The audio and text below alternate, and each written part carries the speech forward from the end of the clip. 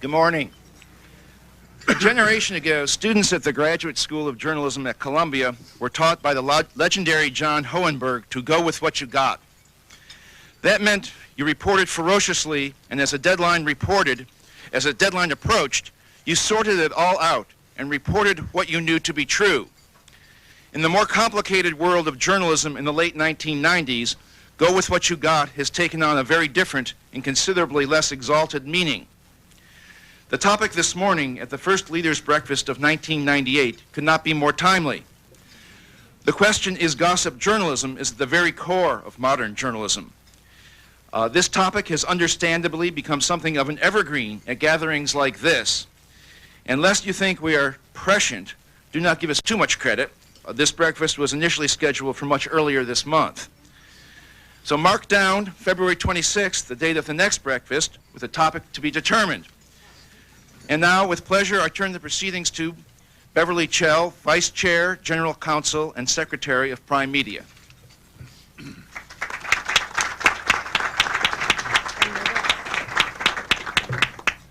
I know journalists aren't supposed to give up their sources, but somebody here knows Linda Tripp, because this is much too timely.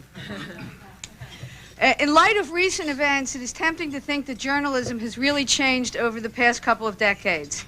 In 1970, journalism was a gutsy decision by the New York Times and the Washington Post to publish the Pentagon Papers and to go after the president in the Watergate situation. Today, journalism, you might say, if you look at our newspapers, is Monica Lewinsky. To all appearances, we have moved journalistically from Watergate to Fornegate. My main duty here, I couldn't avoid that line. My main duty here and pleasure here is to introduce Floyd Abrams. I couldn't have done that a couple months ago because even though I've been a general counsel of a publishing company for 15 years, I was not known as a First Amendment person. However, thanks to the MTA and our mayor, who's somewhat thin-skinned, New York Magazine was able to now make me a First Amendment proponent. So I thank you, Mayor Giuliani. Floyd Abrams is a partner at the law firm of Cahill, Gordon, and Reindel, and the William J. Brennan, Jr. Visiting Professor of First Amendment Law at the Columbia Graduate School of Journalism. Even if you don't know Floyd Abrams, which probably means you've never heard of the First Amendment, I had someone at my office search his name on LexisNexis, and in the last 12 months, he had exactly 123 sites. Floyd is either defending someone's rights under the First Amendment, writing articles about the First Amendment, or being quoted for his views on the First Amendment. As recently noted by Jeffrey Tobin in The New Yorker, Floyd has represented media clients for so long and so successfully that he operates as a sort of unofficial executive director of the First Amendment. Ironically, if you, like me, read last week's New Yorker, Floyd himself provided the material for a bit of gossipy journalism in the Talk of the Town. He hosted a party at the Century Club honoring the 100-year anniversary of the publication of J'accuse, Émile Zola's manifesto about the spying charges against Alfred Dreyfus. Perhaps gossip is journalism when it concerns one of the great events in the history of freedom of speech and the press, and one of its great defenders. I give you Floyd Abrams.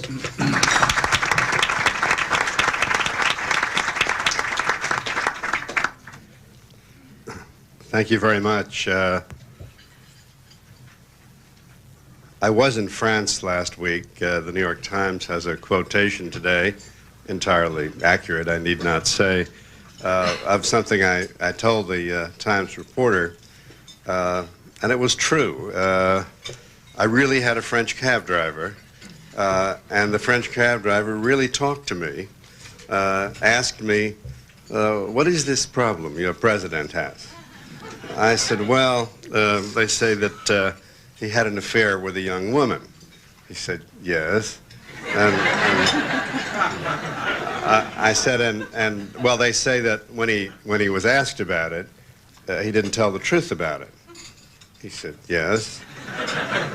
And I said, well, they also say that when she told him that they were going to ask her about it, he told her not to tell about it. He said, "Yes." And we drove in silence from there to the airport. I really couldn't explain it much better than that. He couldn't begin to fathom what I was talking about, and I'm not quite sure that I could either.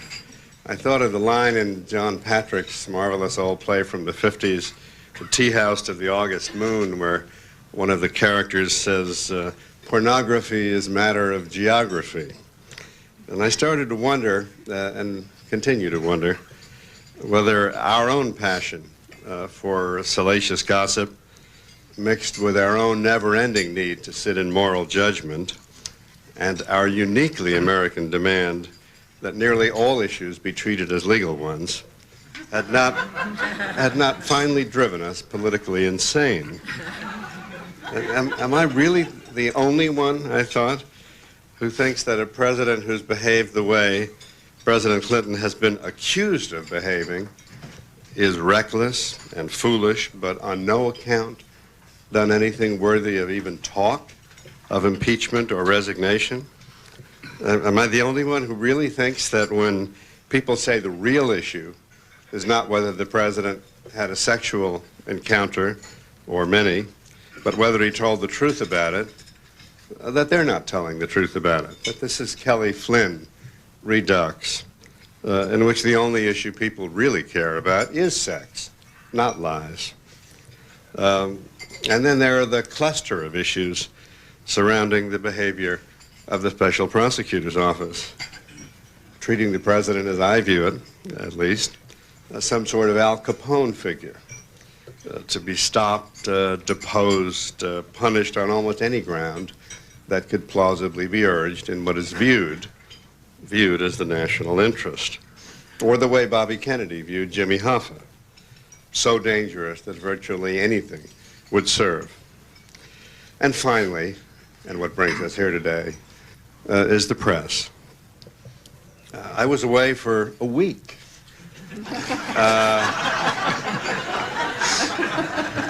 I came back and Matt Drudge was asking questions on Meet the Press.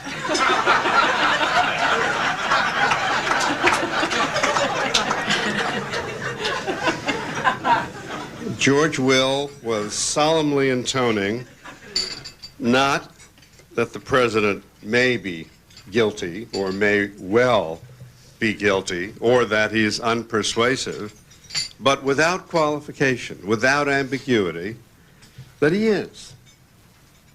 It is the stuff of Alice in Wonderland. Sentence first, verdict afterwards. And when I left the country, before I got back, on-air broadcasters were not yet showing their disbelief in public opinion polls, showing that, so far, the public seems indeed to distinguish between potential personal misconduct and public criminality. All of which is my non-opinionated way of introducing our topic today. When Kathy Gay drafted our title, When is Gossip Journalism?, she was indeed not only blazingly prescient, but truly understated. Based on the events of the past week, she might have asked, when is gossip not journalism? Or what is gossip? What is journalism?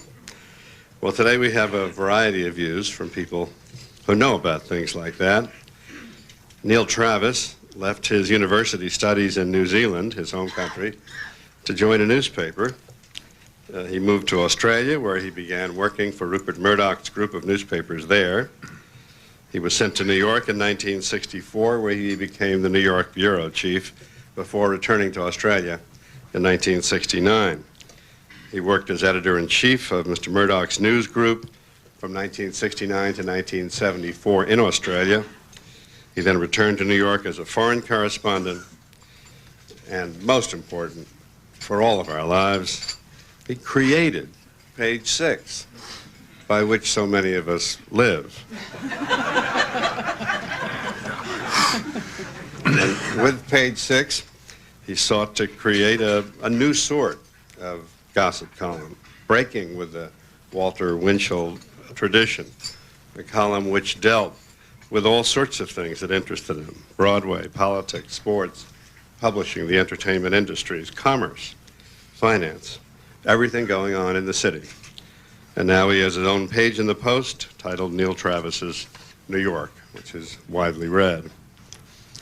We'll hear next from Caroline Miller, the editor-in-chief of New York Magazine. Ms. Miller joined New York with nearly 25 years of journalism experience in news, entertainment, features, including top editorial posts at Newsday, Lears, Variety, and most recently 17. She spent 9 years at Newsday, where she was entertainment editor. Then she was the features editor for both the Long Island and the New York editions. At Variety, she played a significant role in the relaunch of the weekly publication. Before joining 17 as editor-in-chief, she was editor-in-chief of Lears magazine. Richard Stolley is a senior editorial advisor of Time Inc., a position he's held since February of 1993. Upon his retirement as editorial director, which is the second highest editorial management position in the company. He's been a reporter, writer, bureau chief, senior editor, and managing editor at Time since 1953. He worked for 19 years on Life magazine and rose to managing editor there. He served there as chief of 4 bureaus in the United States. In 1973, he became the founding managing editor of People magazine, joining the magazine in its planning stages and remaining in that position for 8 years. People began publication in 1974 with a circulation of 1 million, became profitable after an unprecedentedly slight amount of time, 18 months. It is one of the most successful magazines in publishing history. When Sally Quinn was a reporter for the Washington Post style section in the 1970s and 1980s, she was renowned for her irreverent and often controversial profiles of celebrities and politicians. In those days, there was a difference. The pieces made her famous, admired, and feared. She still is, except for those of us that sit next to her on the panel. It is the same energy and insight that she's brought to the books that she has written, her novels Regrets Only, and Happy Endings, and a brand new book which she has written called The Party, A Guide to Adventurous Entertaining, based upon the more than adventurous, indeed exciting, entertaining, I'm sure, that she has done in Washington. It's territory she knows extraordinarily well.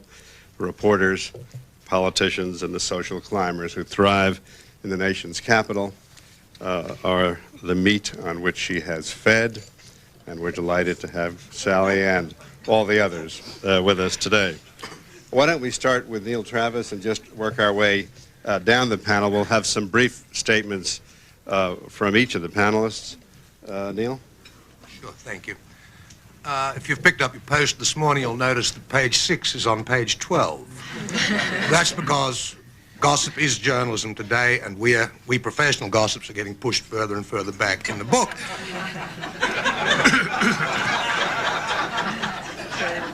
That worries me, because gossiping is not an amateur's business. Gossip has always been journalism. Journalism began about gossip and opinion. Gossip's very important to counter the spin doctors who would put the right spin on everything we hear. The thing about gossip, owners, editors, and readers have to place a great deal of faith in the people who are doing their gossip for them. It's so easy to do a blind item. Once you've done a blind item, it'd probably be very tempting just to make something up out of your head. In many ways, I believe good gossip writers are right at the edge of our profession. They have to be even more responsible than many other reporters. I find gossip totally defensible. I think it's terribly necessary to make newspapers more attractive, more readable, and more authoritative. And I do believe gossip is a part of that mainstream. Again, though, I'm just very nervous these days that the amateurs are getting into our game, and I'm not sure that they're right.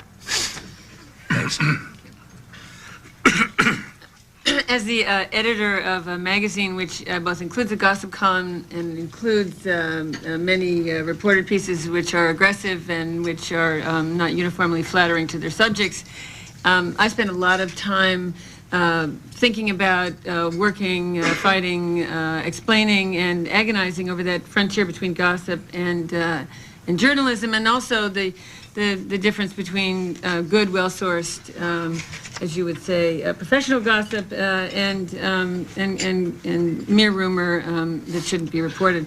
So I just wanted to make a couple observations about what I think that distinction is. First of all, the frontier between gossip and journalism is often described as that between the personal and the public, or between the personal and the political. That area which is normally private and that's which is public.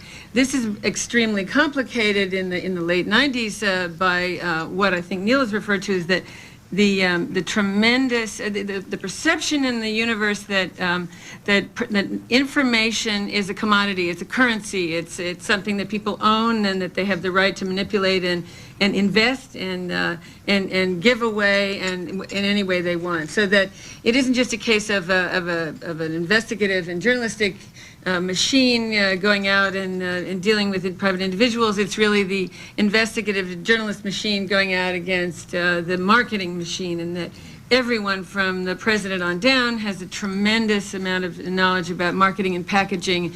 It's practically an extension of the Constitution that you have the right to package yourself the way you see fit, to present yourself and to market yourself according to your own rules. This results in the fact that a huge number of people, in addition to the president, seem to have the ability to lie very casually, to deny in a very comfortable way, and to make distinctions that are sometimes not distinctions very comfortably, so that there are denials because you don't want the information in the paper until tomorrow, and there are denials because you don't want the information in the paper ever, and there are denials because it's not true, and that the journalist's job is to distinguish between those things, and that's extremely sophisticated, very sophisticated journalists at this point. The frontier between gossip and journalism is also really the frontier between what we perceive people need to know and what they want to know. The frontier between news and entertainment. And I think that those two areas are increasingly confused, not only in the public perception, but in the behavior of the media. So that this particular scandal, the Monica Lewinsky affair, you can't blame the public for being confused about it when we have a tremendous investigative and prosecutorial machine going after, a case of oral sex, and that if the public perceives this as tawdry and salacious, and it looks a lot more like a cheap TV movie than it does, like what you're used to seeing on the evening news. And that, I think, is made much worse by something that I think is very annoying about the coverage in the last couple of weeks, and that is the tendency of journalists to promote themselves aggressively on the air. You had Newsweek and ABC on TV both claiming to own this story. You had a whole succession of writers and editors on the air promoting their, ostensibly, explicating the day's news, but really promoting their publications and their tips and their breakthroughs. And if the public, looks at these people and thinks that they look a lot like Harrison Ford pushing, their latest movies, and they can't be blamed for that. And finally, the frontier between gossip and journalism, I think, has a lot to do with it's often perceived as the frontier between agenda journalism and sort of neutral journalism. Gossip columnists are perceived as using information that somebody wants in the paper for some reason, pushing someone's agenda. And I think it's very important to think about this long and hard, because actually I think all journalism is propelled by someone's agenda. All leaks, from Deep Throat to Linda Tripp are deeply motivated by political or personal ends. And so it's probably the most, salient characteristic of a good journalist at this point is to be able to sort out those agendas. When the story's on the page one of the Times, a lot of times the agendas are a lot more hidden than they are when they're items, in gossip columnists from Variety to page 6 to Intelligencer. And identifying those is the most important thing. And finally, I think what distinguishes journalism from news, journalism from gossip is often, what happens. It's really just a matter of time. It's what happens the next day. If it turns out that there is real evidence, that the president was involved in something inappropriate, it will look in retrospect like news. And if in retrospect, as we talk about a lot at New York, that gossip, is embryonic news. At best, today it's an item, tomorrow it's a story. If, as it turns out, there isn't real evidence, it's going to look a lot in retrospect like gossip.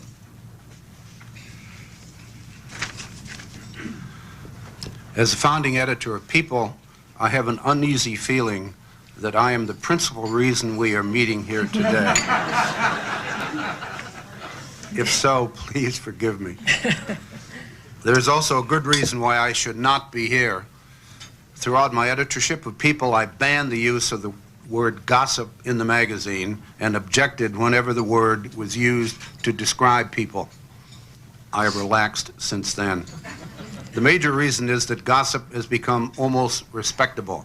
It's factual reporting that shocks us now. When the New York Times reports the existence of presidential DNA stains on a White House intern's dress, we have gone far beyond what we used to think of as gossip. But gossip is a subject, and this is how I define it. Gossip is journalism when it is true, fair, and relevant. Gossip is not journalism when it's untrue or unverified or questionable, malicious, and irrelevant or unimportant. That does not mean such gossip is not worth printing. It may be. But it is not journalism and should not be labeled or presented as such.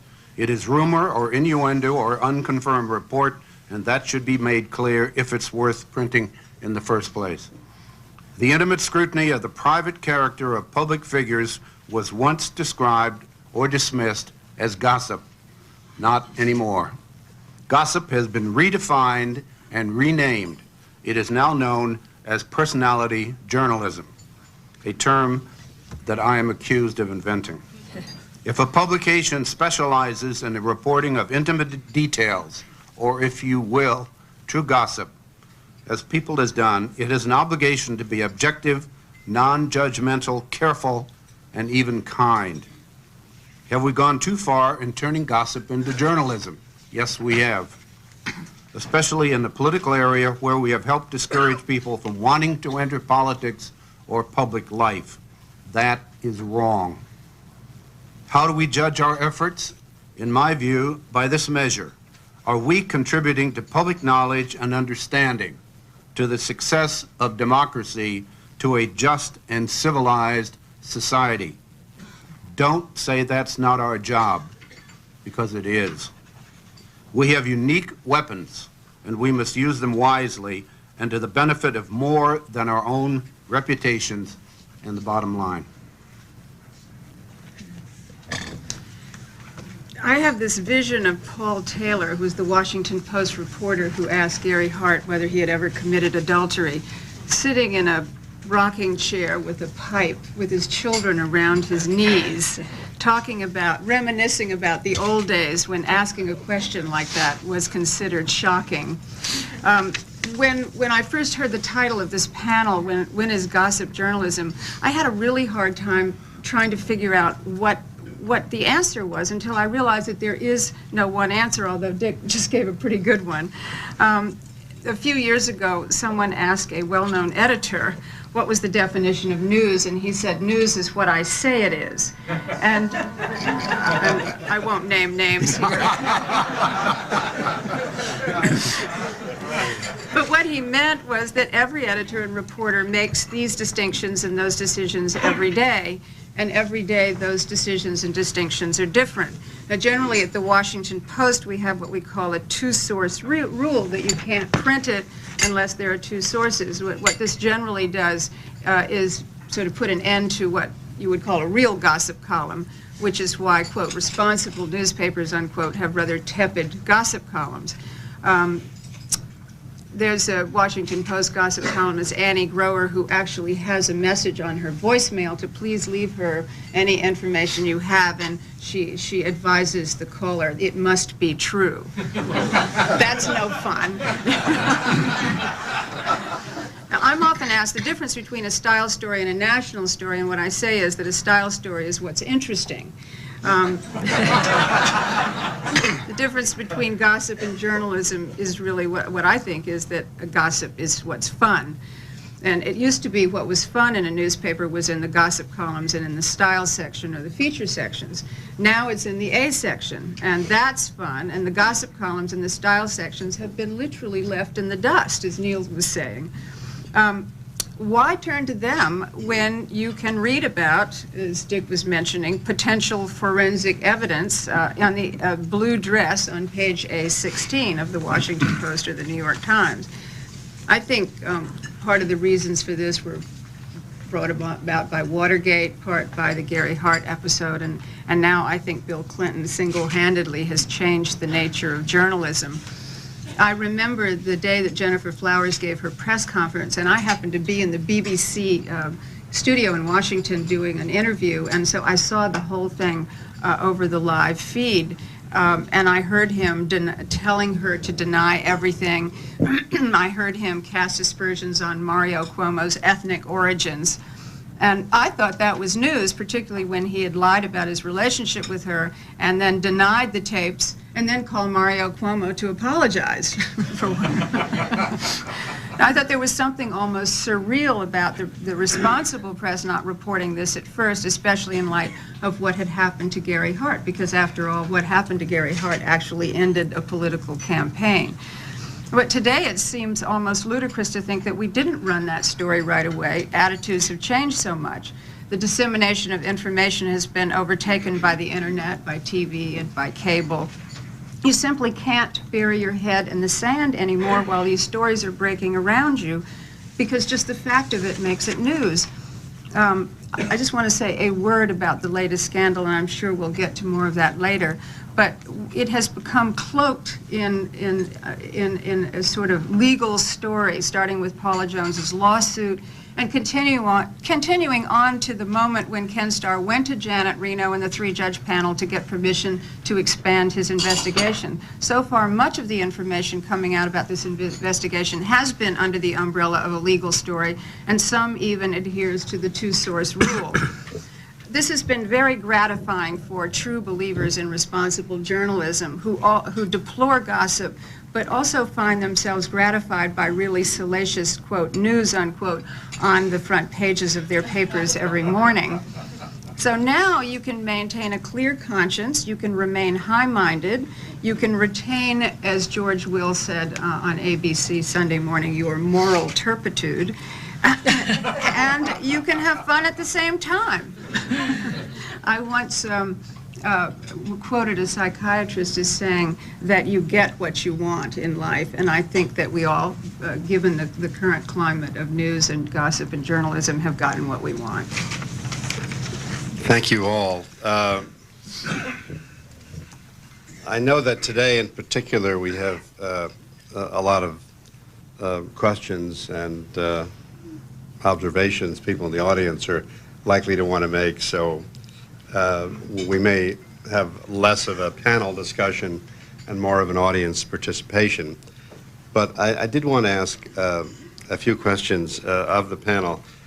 Dick, when you talk about journalism leading to a just and civilized society, what does gossip have anything to do with that?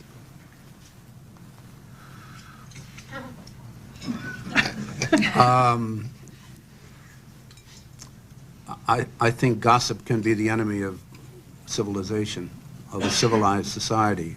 I think the dissemination of cruel, mean-spirited information which is fundamentally disturbing to a human being, to his family, to his friends,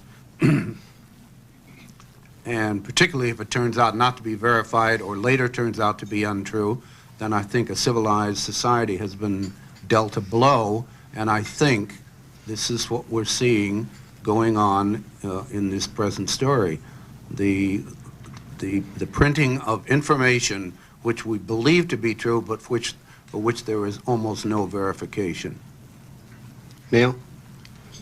The current story appalls me. I think we're being used mercilessly. Again, as I said, I think amateur gossips within the press are being used.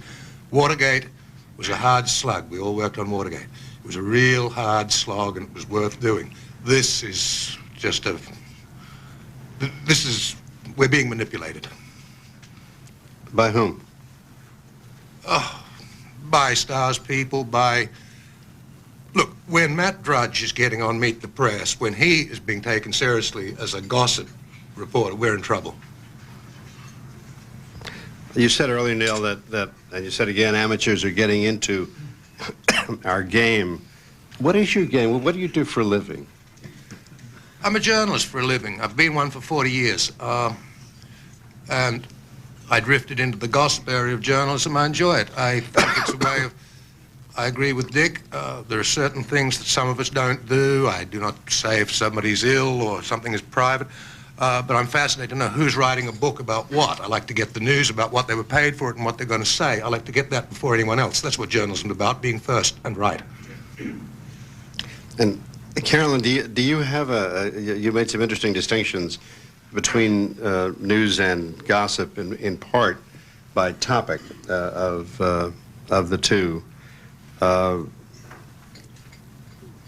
As you look at the coverage of the story, is there any distinction anymore, you think, in the coverage of the current scandal story between news and gossip? Well, in terms of, if we're talking about subject matter, we're talking about the sort of public-private distinction. I think it's one of the reasons that you and the American public, and I would second your views, are, see hypocrisy and are deeply suspicious because the content and the packaging don't match, and that the content is personal and it is gossip, and the packaging is high-minded and political, and that it seems to me that the engine which fuels the gossip machine and the justification for gossip in that area is that in the journalistic food chain, gossip is the first. It's entry level. It's the place where information often enters the dialogue first. And that, the impulse is to fight the machine, it's to fight the packaging, it's to fight the professional spin doctors, and to get under the radar and present something which is true when it is. Sally, is this story being overdone? Is the president's story being over-reported? Are we spending too much time on it? Well, you could ask that same question of the lady, Princess Diana's death story. I would. Yes. And I think that everyone would say, yes, it was overdone and there was too much coverage of it and all of that. But I think it all comes down to the fact that we are a capitalist society, and journalism is a commercial enterprise, and you give the consumer what the consumer wants. As I was just saying, you get what you want. And when the consumer gets tired and clicks off the TV or puts down the newspaper or the magazine, it's time to move on. And I think that, that it's a marketplace. And when the Princess Diana story got boring, people stopped reporting it because this public wasn't interested in it anymore. And I think that that's the case right now. I think that up until now there has been a lot of interest. I think that that there's been a lot of news coming out about this story, legitimate news. I think there's also been a lot of gossip swirling around, which is always the case when you have a legitimate news story. So Yeah, I must say that yesterday I sort of felt that if it hadn't been for the State of the Union message, that things might have slowed down a little bit because there wasn't that much news, and we don't know what Monica actually told said in her deposition, or so there was sort of a lull. But I think I would have to say no. At the moment, I don't think it's been overcovered. I think when the public begins to feel it's being overcovered, the press will stop covering it. Neil, how would you respond to that? I mean, I agree with Sally. It's not been overcovered, and that's not my criticism at all.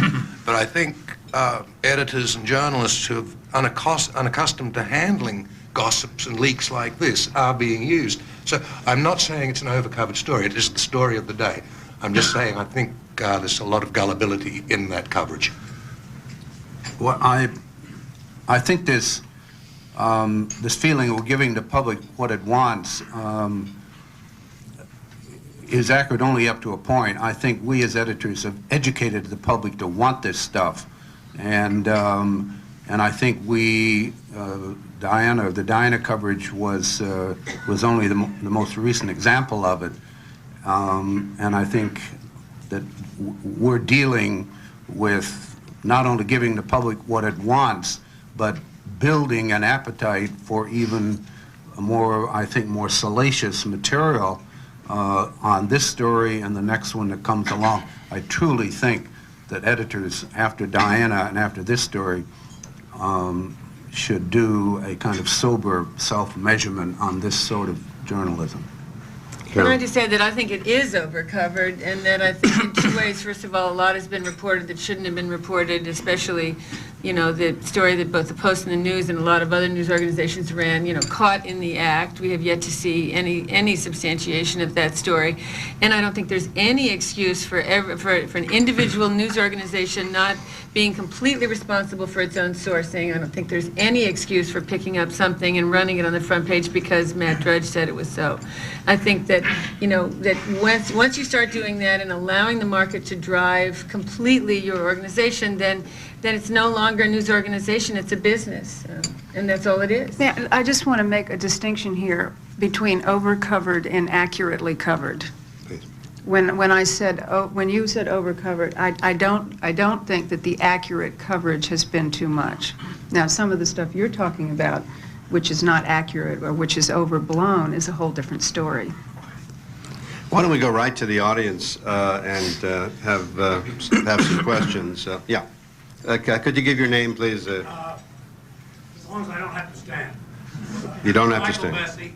You do have to talk into the mic. I can usually be heard. Neil, if you believe, as you apparently do, that a lot of manipulation is going on, isn't that the story? Who's doing it? What's being done? How's it being done? That's the thing that good gossips will be bringing out, I would hope, in the next few days or as long as it takes to find out who's using us and how they succeeded. So I think, that's an area where a good gossip writer should be functioning. Yeah. I don't want to add a depressingly legalistic note, but from the point of view of a lawyer about this, it is striking how much of the information that has come out has either come from documents which are quite literally under seal of court. There is a, so to speak, protective order in effect in the Jones case against the president, which is being routinely violated by some people who are associated with her side. And the amount of information that seems to be coming from sources close to the special prosecutor's office, if not in the office, is just astonishing. This is grand jury-like material, and for people that care about things like that, it's a sad and depressing show. I'd just like to say that I'm a little bit at a disadvantage because I live in Washington, and the only newspapers I see are the Washington Post and the New York Times, and then I watch whatever is on television. So I don't see a lot of the other kind of coverage, any other newspaper coverage. And so it's hard for me to make a judgment about some of the other... It's okay, Sally, they're identical coverages these Right. days.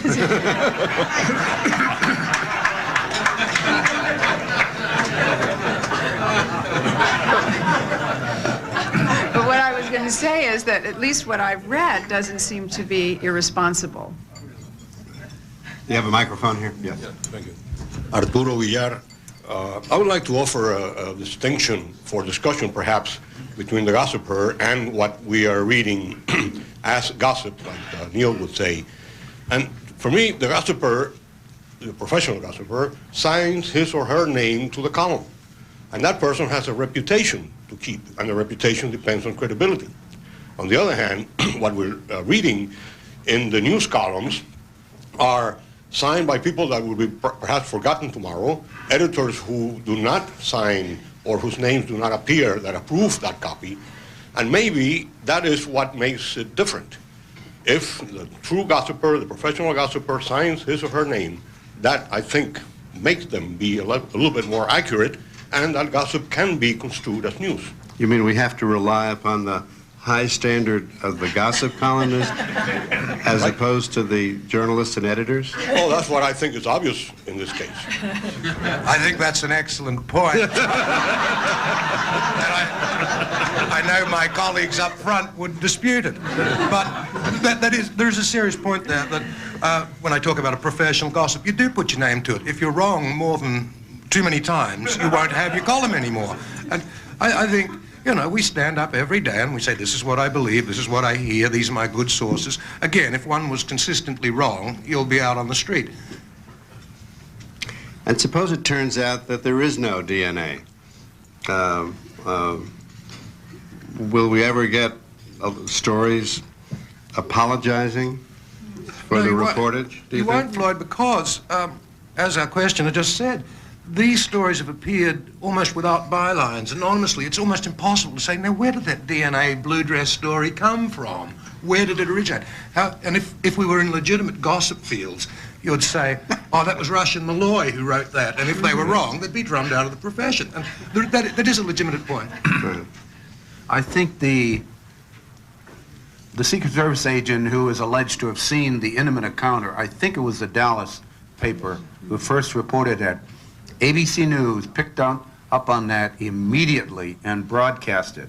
Last night, if you were watching Peter Jennings, he got about as close as a national network anchor is going to get in apologizing, of indicating that the Dallas Morning News was wrong. He didn't quite say, we jumped on the story and broadcast it immediately, but he did.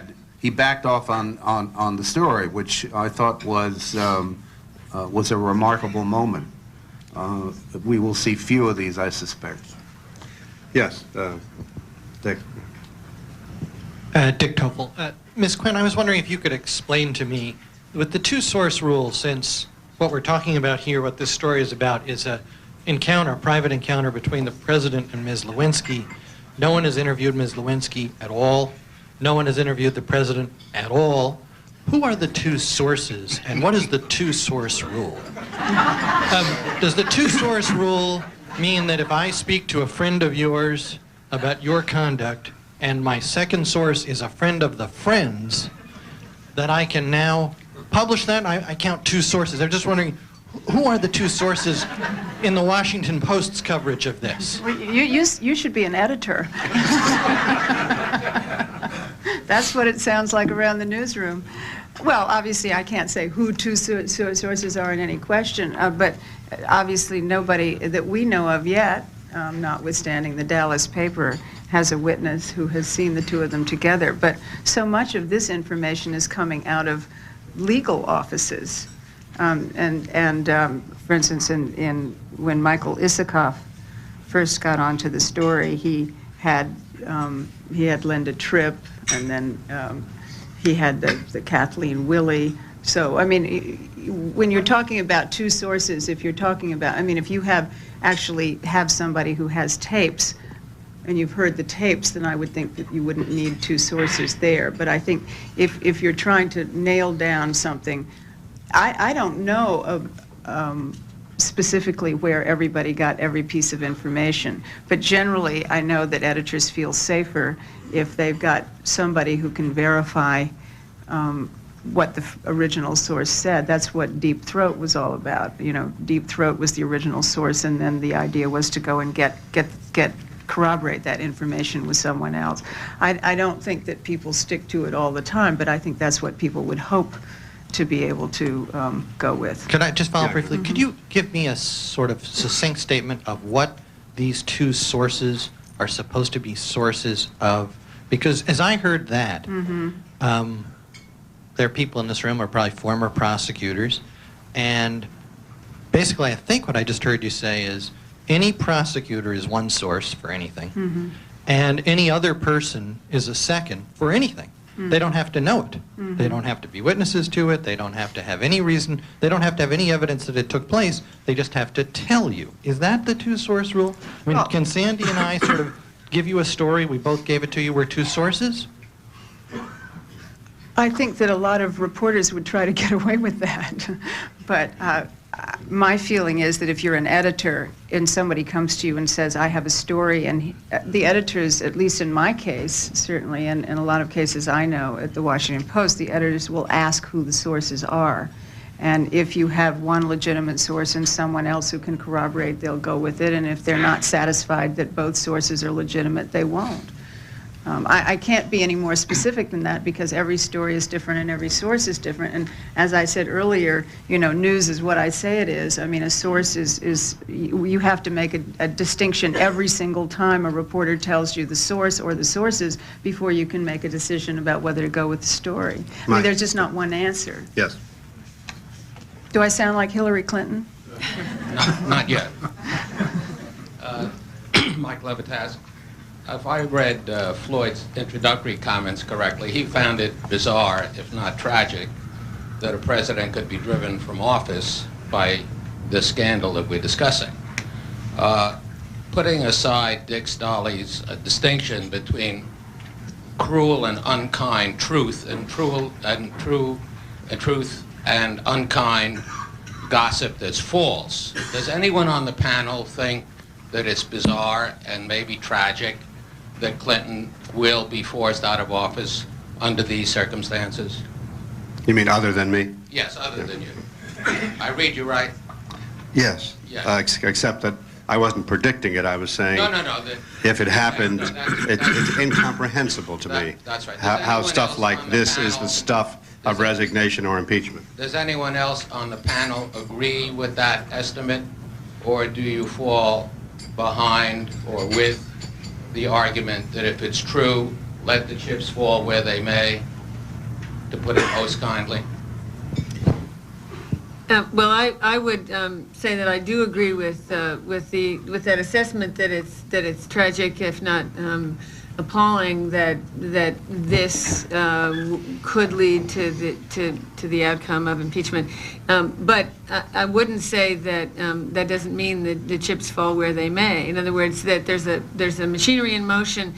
I think that the press has been, in the initial weeks, extremely slow to criticize the independent counsel. I don't think that. I think especially in the first week, I don't think there's been tough enough scrutiny of the almost constant leaks out of the prosecutorial effort. And I think, for instance, last night on Nightline, there was a whole series of people testifying about how Hillary Clinton's argument that it was a right-wing conspiracy was preposterous, and that it didn't have any of the components of a conspiracy, but they were all sort of defining conspiracy in a very narrow way. And there is, clearly an agenda here which is partisan, and I don't think it's even close to over. And I don't think it's clear that even if she does testify and there is evidence, that it's over then, and nor that it should be over then. To the question, A, I don't think there'll be any impeachment. B, I don't think there'll be any resignation. But that still leaves us terribly sullied by this whole story. Of course, it's important if the president is immoral and a liar, but is it quite as important as we've made this? So, yeah, I don't like our coverage at all. I think that this situation is really not so much about sex, and hasn't been so much about sex since the Gennifer Flowers broke, as it is about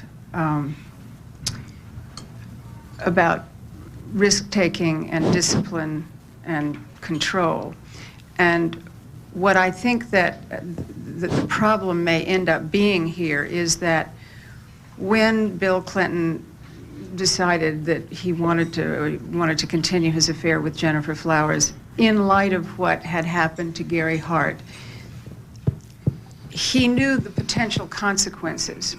And whether those consequences were fair or not, those were the consequences, and he could expect the same for himself. He was very lucky that that didn't happen and he got elected president. But having seen what happened to Gary Hart and having seen the media storm and the media frenzy around the Gennifer Flowers thing, he could only imagine what it would be like if he actually ended up having an affair in the White House, particularly with a 21-year-old girl. That the media frenzy would be extraordinary. Whether he did what Paula Jones said he did, the fact that he didn't make an agreement with her, didn't settle with her, maybe he would have had to have been prescient to know that this would have happened, but given the nature of the press in this country today, it seemed almost inevitable. And if, in fact, he did have an affair with Monica Lewinsky, he had to have known the risk involved.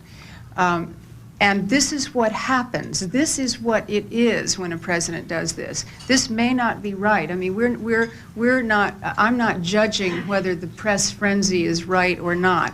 But the fact is that this is what it is, and is extremely distracting and debilitating. And he may be able to go in front of the country and give a State of the Union message, but the White House and the government right now is in a sort of semi-paralysis and semi-chaos. There are a lot of decisions, particularly with Iraq, that are going to have to be made. And right now, they're being questioned by the people who have to make them because they don't know whether the president has the moral authority to send people to war. So I think that if the president ultimately has to resign over this, it is not the fact that he's resigning because he had an affair with a 21-year-old girl. It is because the country, he has rendered himself unable to govern the way a president should govern. Sally, what if the affair had been with, just to make up a name, Sharon Stone? 35-year-old divorcee. Would that be a perquisite of office? And would we be upset if it was, say, a Sharon Stone figure? Well, I mean, this is what I'm saying. That is not whether we personally, you and I, are upset over this. What I'm saying is that this media frenzy and this kind of government reaction, there's a small town that was on the news the other night. I think Ted Koppel had a small town in Wisconsin or Michigan where he's going to visit, and they were all excited, but they told the town they would have to pick up the expenses, which is $40,000, and the town board got together after this story and said they weren't going to pay, so the federal government has to pay $40,000. There are little scenarios like this going all over the country, but even more importantly, in White House, in the corridors, as you will say, of power, there are a lot of people, I mean, things that I know that have not been printed because there are not two sources, grave discussions about whether or not we can bomb Iraq because of whether or not the president has the moral authority at this point. So I'm only saying that what happened because of this, whether it was Sharon Stone or Monica Lewinsky, has an enormous impact and effect on the presidency. Dick, you want to weigh in? Well, there is a pattern of recklessness and stupidity on the part of the president that I personally find appalling, and I suspect many of you in the room do also. I don't think, as Caroline said, we have seen the end of this. Rumors of other women, possible other affairs, other attempts to cover up. I think on the present evidence, he should neither resign nor should he be impeached. But I think that we have to be realistic that we haven't seen the end of this yet. Dick makes a very good point. This is not going to go away. If they don't move up the trial date for Paula Jones, it's going to be another 3 or 4 months.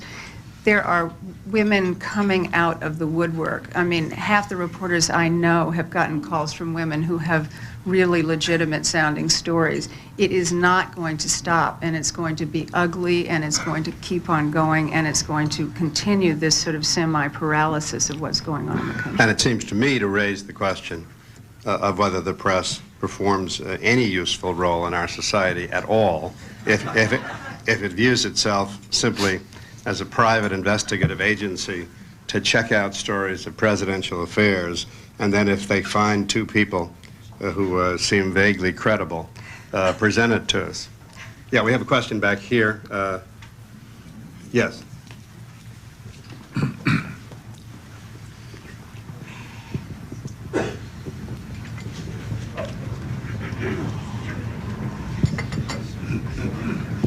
Thanks. Jim Lichtenberg. I'd like to inject another note here. It seems to me that this is truly a wag the dog moment, and I can't believe what Ms. Quinn said at this point in time. The fact that a tape was made between 2 people that could have been any 2 people, and that this tape is given credibility, and then the upset which this tape creates is calls into question the president's ethical right to bomb Iraq. I think we really have gone through the looking glass. I mean, what are we talking about here? Anybody? Wait. I don't think you. Wait a minute. Let me finish before, Okay. and then I'd love to hear what you have to say. It's just we have sort of lost touch with what it seems to me it's all about. I mean, an editor should be saying to herself or himself, well, why couldn't, I mean, this point was already made. Why couldn't I do that? Any 2 people can talk about anything, and then, as you say, we have 2 sources. It seems to me if the press has a role, especially now, it isn't the question of gossip or not gossip. It's, you know, what is the basis for this? I mean, gossip begins the story, but if that's where it ends, then that's where it ends. I think that you may have misunderstood what I said. I did not say that I condone what is happening. What I said is, this is what is happening. This is the result of what happens when somebody does what the president is reported to do or doesn't. The story is out there. And what I said is that there are his advisors. I'm not saying this.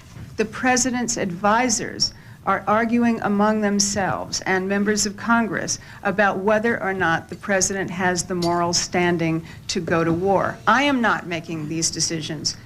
I'm reporting to you what is happening.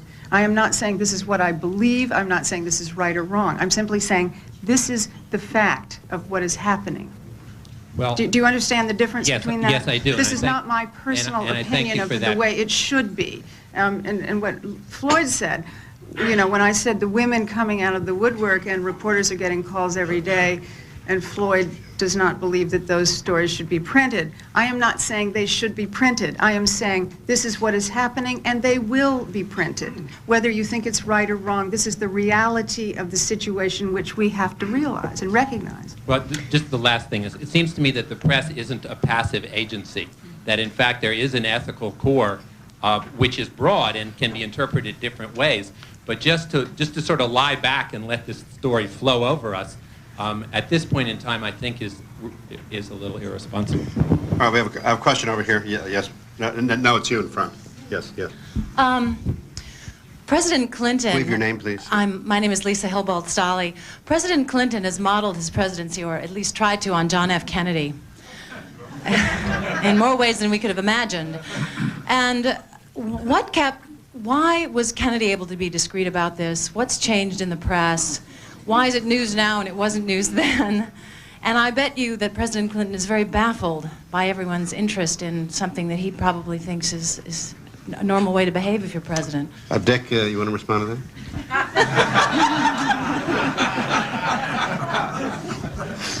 I'll talk to you later.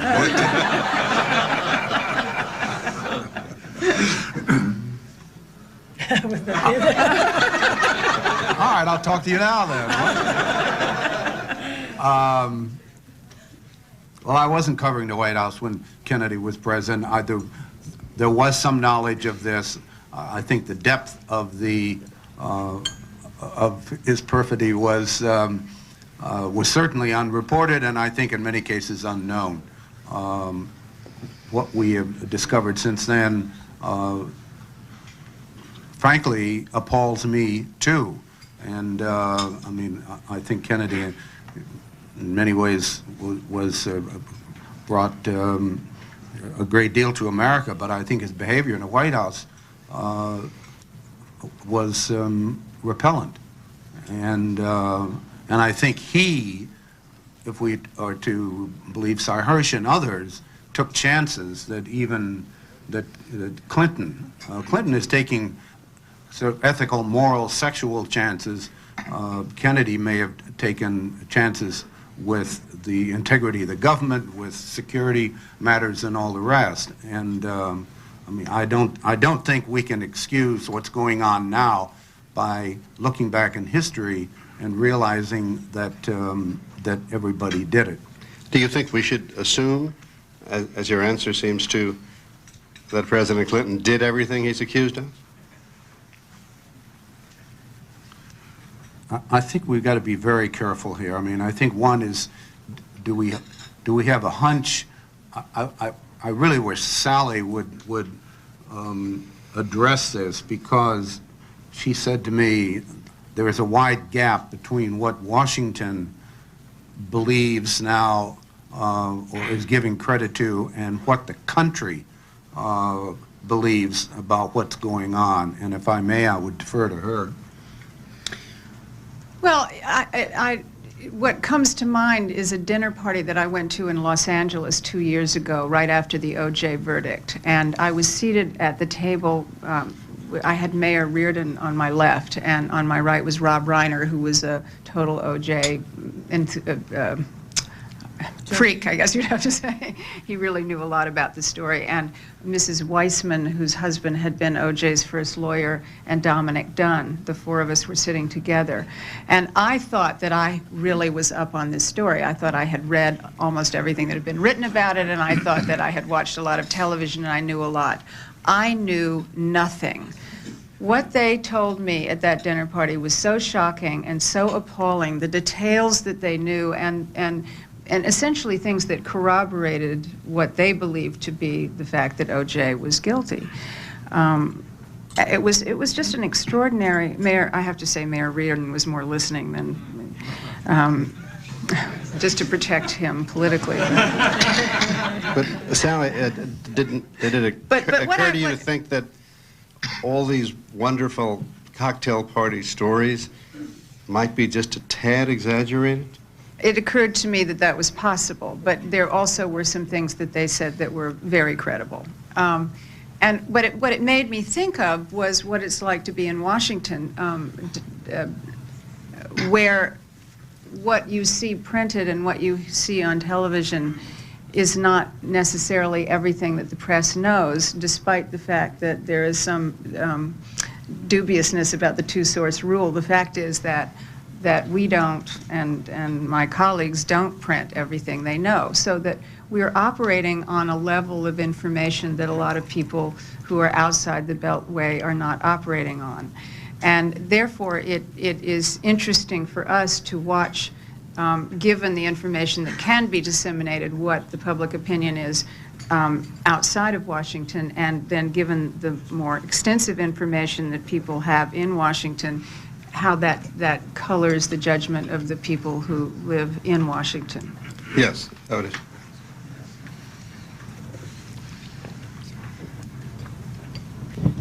Lawrence Otis. Which, by the way, is not to say that anyone's guilty or innocent. I'm simply talking about atmospherics here. Lawrence Otis Graham. I'm a little distressed here because I think that we were supposed to have learned some lessons from the experience with Richard Jewell following the Olympic bombing, and I feel as though we haven't moved much beyond that. But the question that I wanted to ask is, even though the media was rather contrite after that, after the damage was done. The question I want to ask is how we would contrast the Clinton alleged affair with what happened with Ronald Reagan and Iran-Contra, and the way in which the media covered a Republican president contrasted with the way the media that is often accused of being very liberal, the way it's covering a Democratic president. Well, this is your full-blown liberal biased media running this investigation, and it speaks for itself.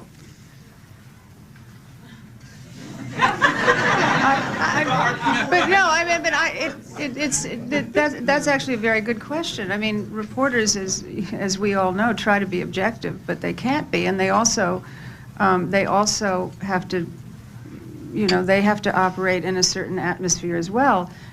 There was no stomach in the country or in Washington or on the Hill for going after Ronald Reagan, who was nearly 80 years old and who clearly had some signs of what would eventually be Alzheimer's. I think people felt very sorry for him, and they just didn't want to see this particular president at the very end of his life and his career brought down.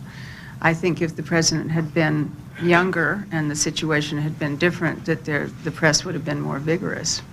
That's the truth of it.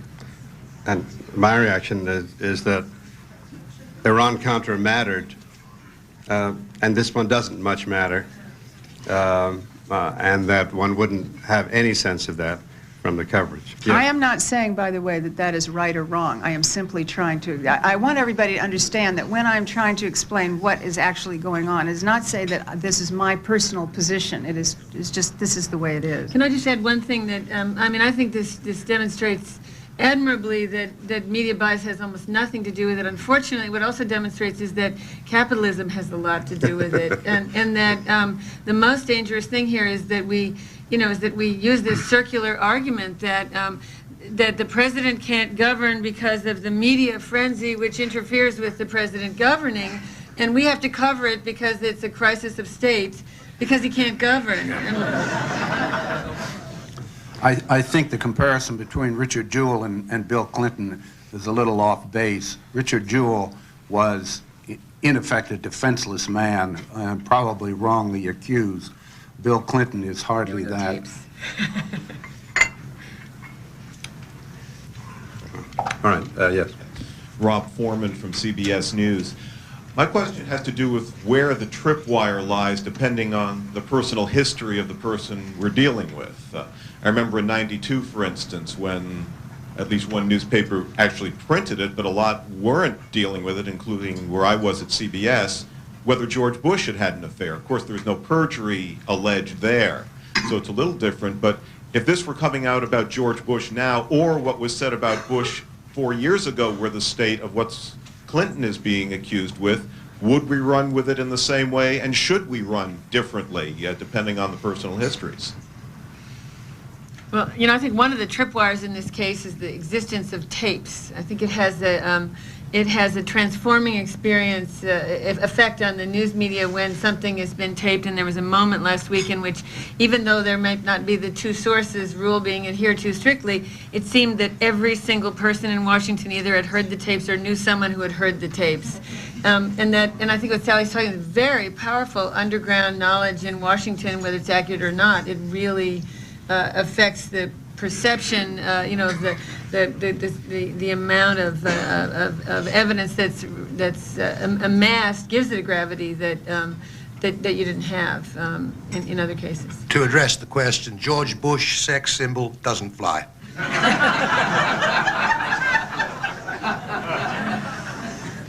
That's really the bottom line. Yes. Movie rights. Jan Schaefer, Pew Center. The polls seem to show only a modest dent in Clinton's support among the American public, and I wonder two things. The public seems to be engaged in a much more nuanced judgment of the president, trading off his strengths perhaps with his weaknesses. How do journalists cover those nuances better other than in kind of a gee whiz fashion? And does this perhaps suggest a disconnect with the public. We talk about capitalism, we talk about giving people what they want. Is this a supply or demand side of capitalism? Clearly the media is supplying it, but is the public demanding it? I think the public is admirably slow to judge, but I think if this does continue, that that I think the pendulum will swing away from support of Bill Clinton, and I think if it gets to a point of outrage, that that could bring this crisis to a point where I think there will be almost no controlling it. Let's take a last question, Gabe Pressman.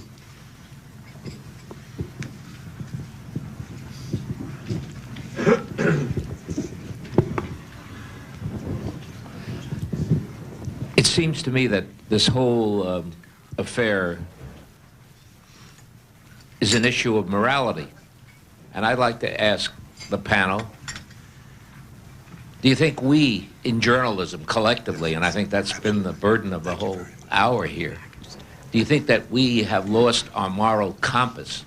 And this story shows it, and there's a need to address it.